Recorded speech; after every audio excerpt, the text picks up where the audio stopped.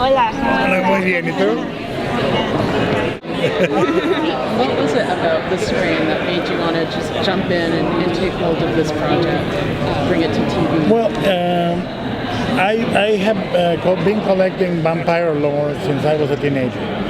I have read an obscene amount of books about vampire mythology and folklore around the world. I can have, sad as it may be, I can have an educated discussion on the vampires of India, Asia, the Far East, America, Europe, Eastern Europe, Western Europe. And I've been obsessed about biology because I was a very morbid kid. One of the things my family had in the library was an encyclopedia of health. And I read it complete, and I became the world's youngest hypochondriac. At age 7, I thought I had neuralgia, cancer, syphilis, brain tumors, everything. And I thought I was dying every week.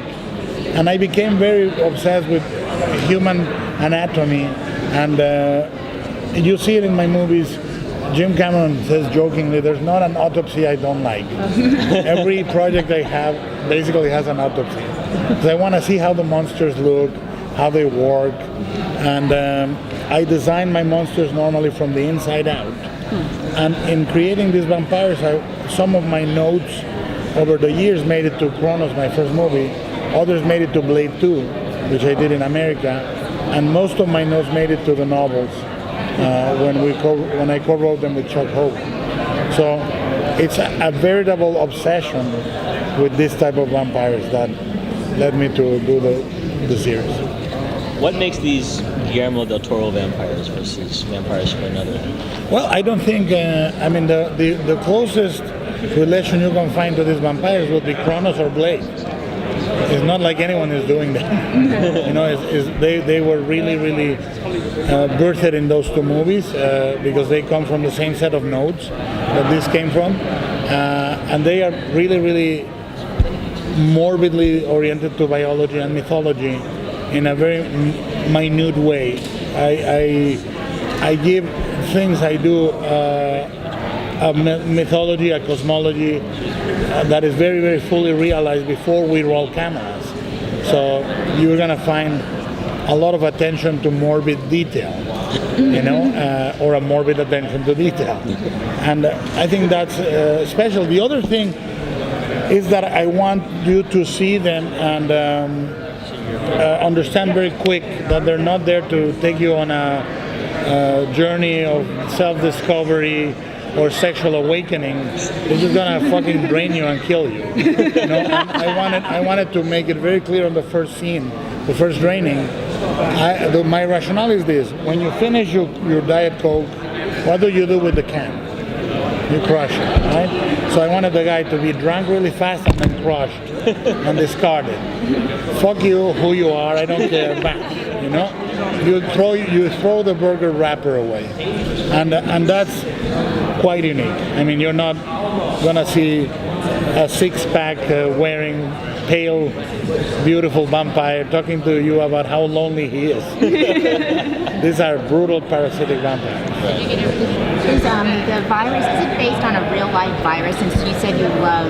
Well, it's based on real science.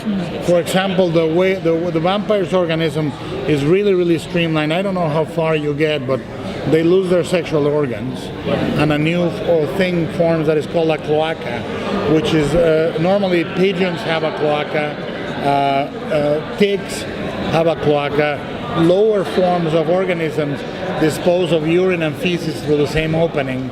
And the idea, part of it is they become so efficient in the way they're wired that a tick or a mosquito, when it's drinking you, is shitting at the same time, because they cannot hold, they are very efficient machines, and they drink you and they are excreting at the same time on your skin. And I thought it would be basing that on an organism that's why the splooges everywhere are basically them taking a crap while they drink you.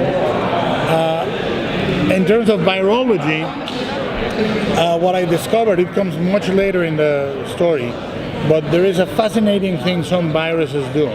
which is they hollow out a healthy cell and they wear it like a coat to go undetected, and for the other cells to not identify them as an invader.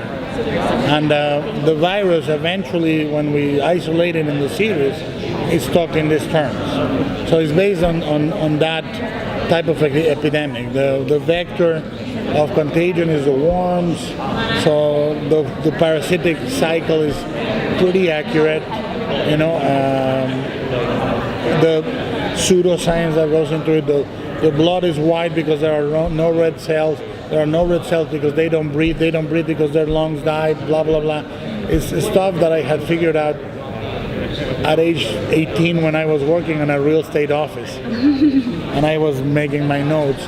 And Chuck Hogan used to call me in the middle of a chapter and say, "What color is the blood?" I go, "White." "Why is it white?" "Because there are no red cells." "Why don't know?" "Because they don't breathe." Are they cold or are they hot? They're hot because their metabolism is so fast they need to eat many times. And since they are so hot, they lose their hair. Follicles die. They're completely hairless. It's what happens when you're a lonely kid. You go into a world that, if you're lucky, later is put to good use. As a director, how do you, with some of the shots, I love all of your films and all of your work, and how you do the color grading and things like that.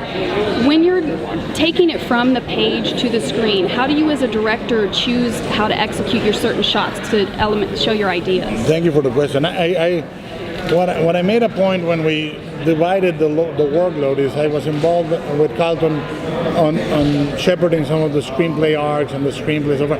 But I know he's the showrunner. He's gonna take the ball and run.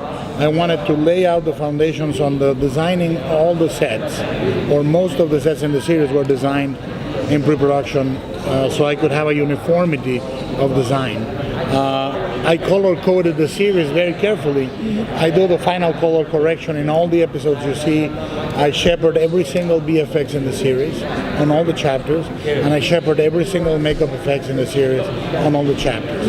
But in laying it out visually, we say, I use color and shape and so forth to going, let me answer this one. It's going to be a long one, so you may want to say.